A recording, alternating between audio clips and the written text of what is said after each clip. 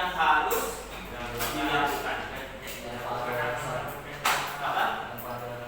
Tanpa ada alasan tertentu ya. Kalau ada uzur boleh nggak? Boleh.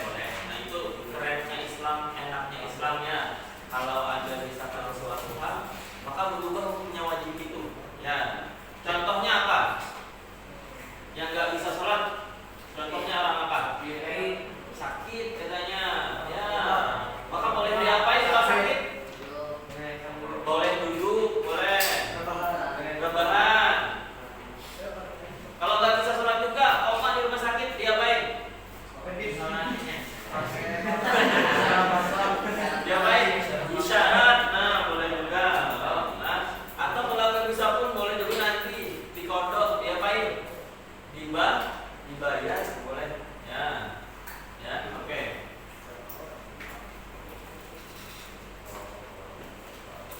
Nah, oke. Sholat boleh tulis.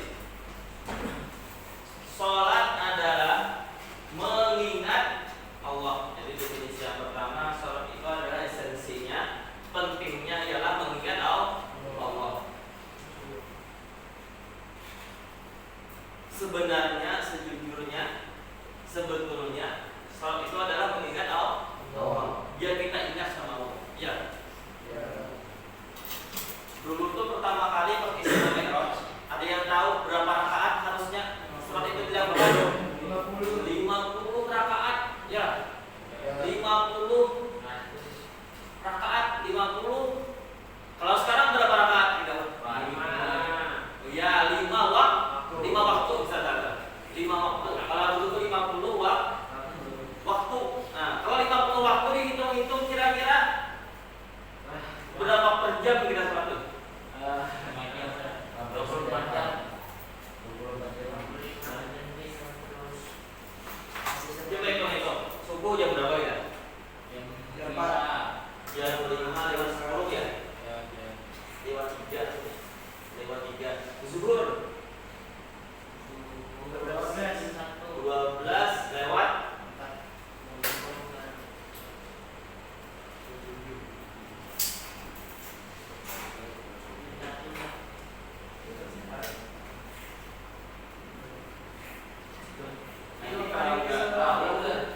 'Kalau nggak tahu, bingung kita gimana berada, nggak ada sholat, nggak ada masjid. Kau tekan aja ini jadwal sholat.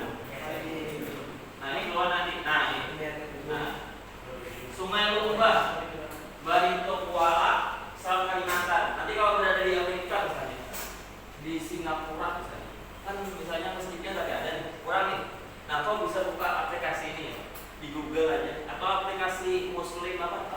Pro ya, atau sholatku, banyak aplikasi. Nah jangan sampai kita ketinggalan yang kayak gini ya. Penting nggak buat ibadah kita? Penting. Atau misalnya nggak bisa aplikasi full memory misalnya nih, kau bisa juga buka Google aja gitu. Nah misalnya ini, Zuhur jam berapa? 12:28. Nah kalau sudah masuk sholat, kalau kau sholat jam 12:25, boleh nggak?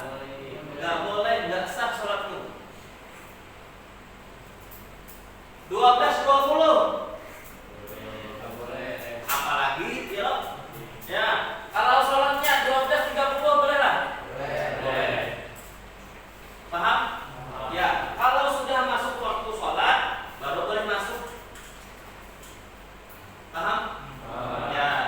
Sama kalau kita ke bandara, waktunya jam segini sampai jam segini, on time lah mereka. Pas lo waktunya lo. Nah sama juga kayak sholat tuh. Kalau melebihi mengurangi nggak bisa. Ya. Nanya. Kalau dia nanya nggak tahu ya. Asar jam berapa? 15. Kalau kita di Banjarmasin, Indonesia ini cenderung lebih aman. Kenapa? Karena musola masjid dekat-dekat kedengeran. Jadi waktu sholat kamu gak usah nyari gitu. Kedengeran sudah ya. Nah masalahnya ini kadang kita nggak dengar pas tidur kah, pas tidur tamol lah, atau pas di mall kan. Nah, mungkin ada nggak ada apa namanya masjid, nah nggak kedengeran ajarnya. Nah itu penting pakai aplikasi ini. Paham ya? Maghrib jam berapa? 18. 1950. Nah, kalau dulu pertama kali Isra Mi'raj itu berapa waktu? 50 waktu. Kalau sekarang berapa waktu? 5 waktu aja. Oh, bisa bayangin nggak? Kira-kira kalau 50 waktu sembahyang kita kayak apa? Per jam, sejam aja bagi 2 berapa? 24 ya, Bang? Bayangin nggak? Sejam, setengah jam bisa tuh. Ya lah hitungannya. Per setengah jam kita sembahyang, per setengah jam sembahyang, pas kita kamu salat sembahyangan. Ya, kenapa? Rasulullah tahu bagaimana umatnya nanti. Ya, bagaimana keadaannya nanti. Maka dipikir-pikir, oh, 5 waktu cukup. Ini pun 5 waktu masih banyak ya kelalaian kita. Ya. Kalau dikit insya Allah terjaga aja, insya Allah ya. Tapi kalau di luar itu yang jadi pertanyaan. Semoga bisa istiqomah semuanya. Apa ini istiqomah? Apa itu istiqomah? Konsisten. Ya, semoga bisa konsisten semuanya.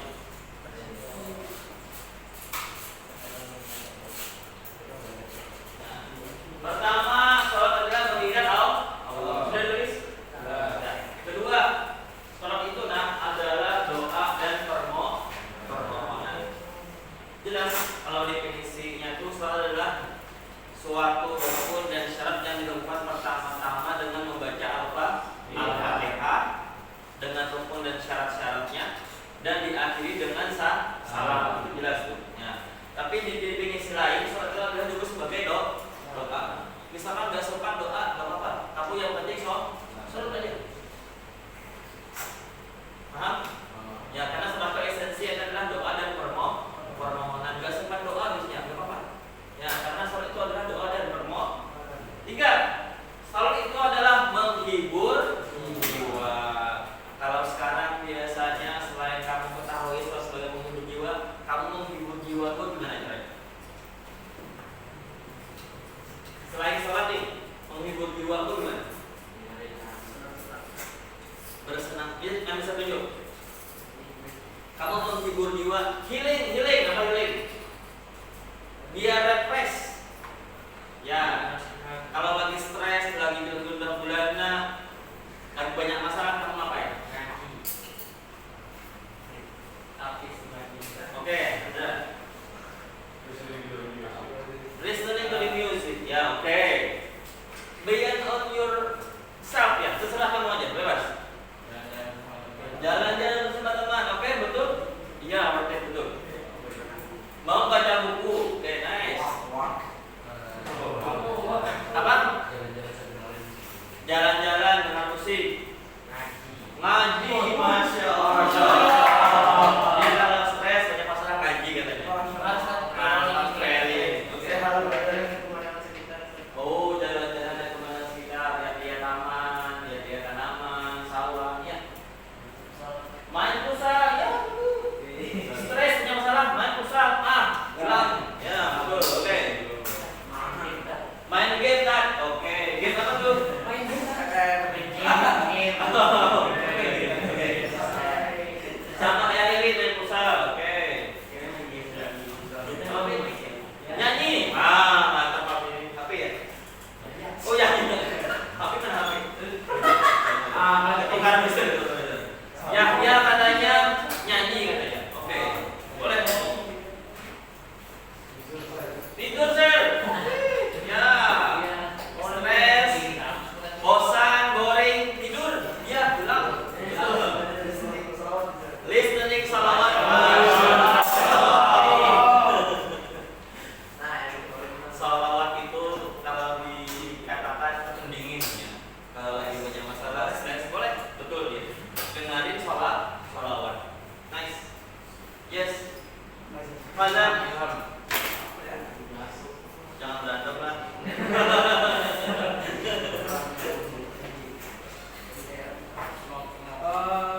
Smoke kan? Oh.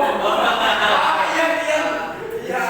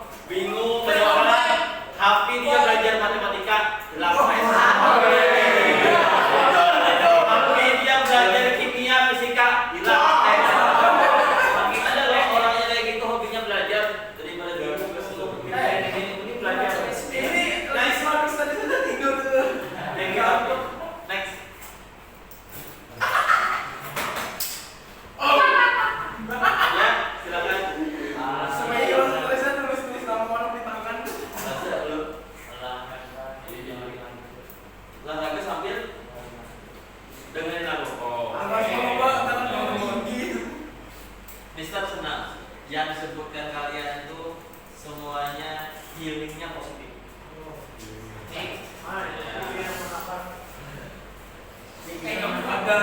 Ada nggak yang gelingnya negatif? Coba sebutkan Mister, gelingnya negatif yang berdampak kepada kita sekarang dan akan datang, berdampak kepada keluarga kita, berdampak kepada orang tua, berdampak kepada tetangga.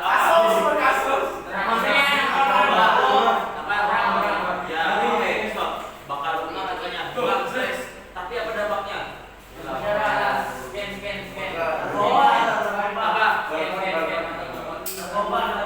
Stres katanya hilang. Dampaknya apa?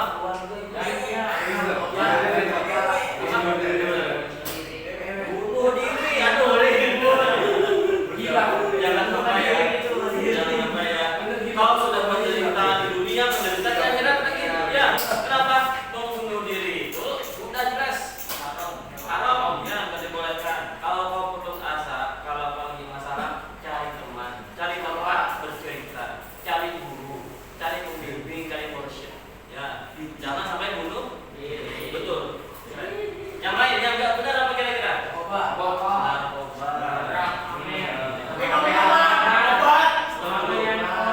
Atau zaman sekarang tuh disebut dengan apa ya?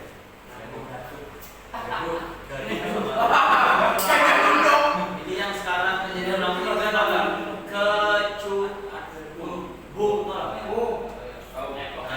Orang yang meninggal tanaman itu sampai dalam jiwa 3 orang meninggal dunia. Itu berapa? Naik gaduk itu mas. Itu mana? Di Banjarmasin. Nah, ya nggak tahu. Udah ada cewek juga meninggal 1 orang. Ya semoga nanti nggak sampai ke sana ya. Ya, healingnya nggak yang negatif kata Hairi. Jangan narkoba, nyabu. Sorry, kalau ketahuan polisi, because di rumah ada polisi, itu di penjara lah.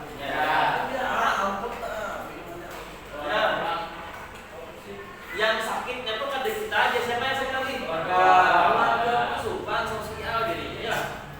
Ya, pikir-pikir jauh-jauh. Ya. Apalagi yang kira-kira nggak boleh kan? Negatif. Merempok. Aduh.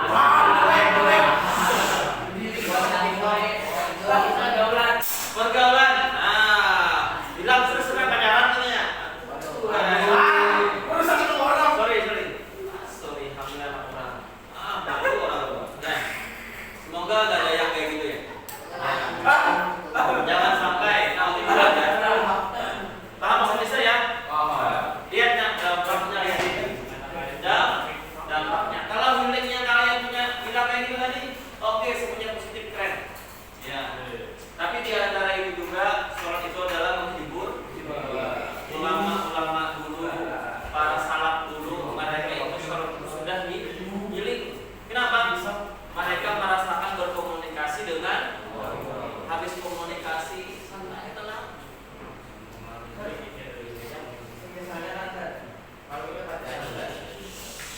Tapi sholat itu emang benar gak diterima atau gimana? Emang gak diterima beneran? Kalau terima gak diterimanya Allah a'lam bishawab ya. Tapi yang jelas kalian semuanya jangan dicampurkan hak dengan batil. Wala talbisul haqqa bil batil wa antum. Ya. Jangan sampai mencampur yang benar dan yang salah.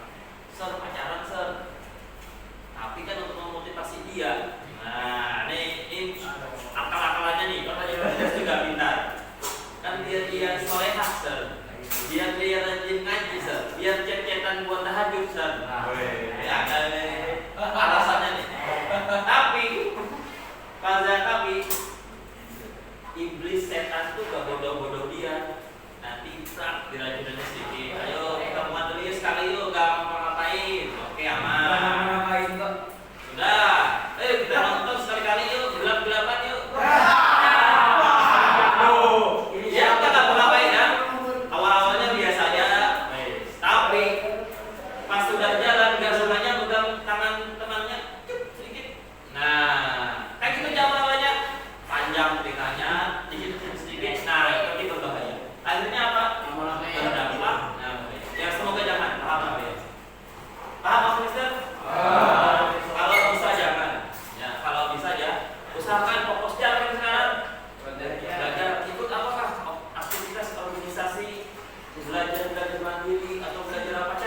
kita, yang penting jangan sampai usahakan itu. Ini pacaran tahan ya.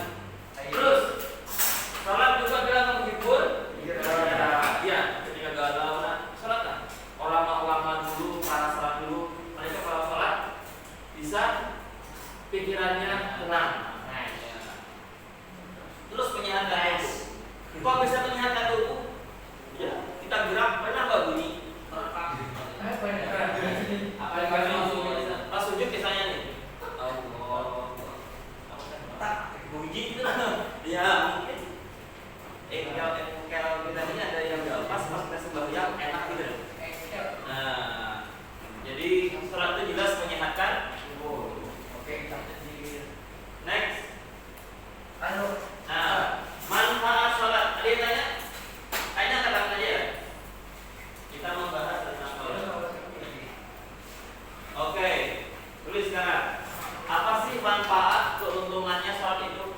Nah, bisa membahas sedikit saja. Nah, manfaat sholat. Nah, jadi manfaat sholat yang pertama, mencegah perbuatan keji dan munkar. Nah, keji dan munkar itu apa? Contohnya apa?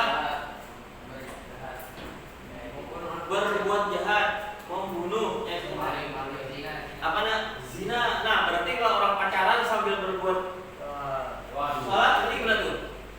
50-50 kayaknya, belen kayaknya. Ya. Tapi masih mending oke lah daripada nggak sholat. Ya, tapi insya Allah karena dia nggak meninggalkan sholat, semoga nanti pacarannya pun diminimalisir. Ya,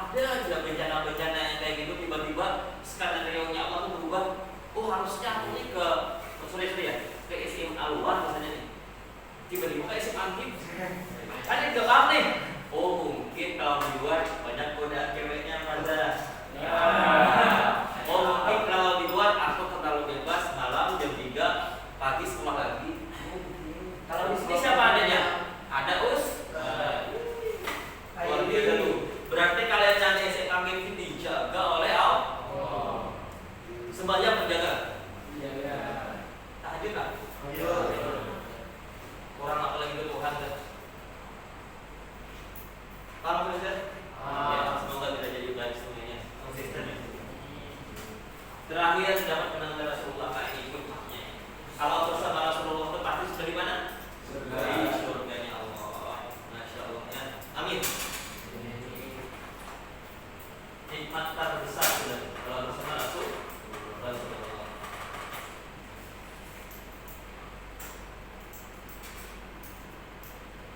Nah ini hadis. Gak usah ditulis gak apa? Gak usah ditulis. Ini hadisnya siapa yang menjaga salat maka baginya akan ada cahaya. Sebaliknya kalau nggak ada akan cahaya, tapi akan mendapatkan di hari kiamat bersama Qarun. Fir'aun, tahu Qarun? Tahu. Ya. Fir'aun? Tahu. Ya, ini orang yang dilaknat oleh Allah nih. Haman, Ubay bin Khalaf. Nah ini pada zamannya itu dilaknat dan diabadikan, bahkan disebutkan di Quran juga ya. Fir'aun kayak Qarun hukumnya lah. Harta Qarun ya, tahu lah. Nah, berarti harta itu banyak sampai sekarang disebutkan tidak ada yang menandingi. Kenapa? Karena saking banyaknya harta Qarun punya Qarun tuh, tidak punya orang. Zaman dulu tuh, ya. Tapi sekarang sudah ditenggelamkan oleh Allah. Makanya orang mencari harta Qarun ya. Nah itu orang tuh, ya. Tapi dimurkai oleh Allah. Kenapa? Karena dia tidak menjalankan perintah Allah. Ya. Aman juga sama ya. Pada zaman dulu itu orang-orang yang dimurkai oleh Allah. Lanjut, kita hati-hati guys. Ini ada yang namanya istidraj. Oke, tulis istidraj, tulis istidraj itu titik 2. Slide-nya kepotong ini. Istidraj itu dunia Allah kasih. Di bawah ini slide-nya. Dunia Allah kasih, tetapi akhirat Allah tidak kasih, Allah enggakkan. Tapi akhirat tidak Allah kasih. Nah, apa maksudnya? Tidak sholat, tapi hidupnya nikmat. Tidak puasa, tapi sehat terus. Gak tutup aurat nih, cewek atau cowok di sini. Tapi relasi banyak, tidak kelihatan, penghasilannya bagus. Berarti apa? Dunia Allah kasih, tetapi akhirat tidak Allah kasih. Ada orang kayak itu? Nah, bahaya ya. Semoga gak orang seperti kayak gitu. Maka di antaranya kita alhamdulillah bisa sholat. Oke, that's all. Terima kasih. Waktunya sudah habis. Sampai saat ini minta 2 orang buat refleksi dapat pelajaran hari ini. Yes, Khairi. Jadi kalau kita merasa stres atau merasa bingung, cara menghilangkan stresnya itu tahu mana positif dan mana negatif. Tapi bisa merugikan orang lain juga. Siap, thank you. Oke, yes. Jadi materi sholat kan kita tahu bahwa sholat itu bukan sholat itu sebenarnya ada merupakan amalan tinggi. Thank you semuanya. Terima kasih banyak.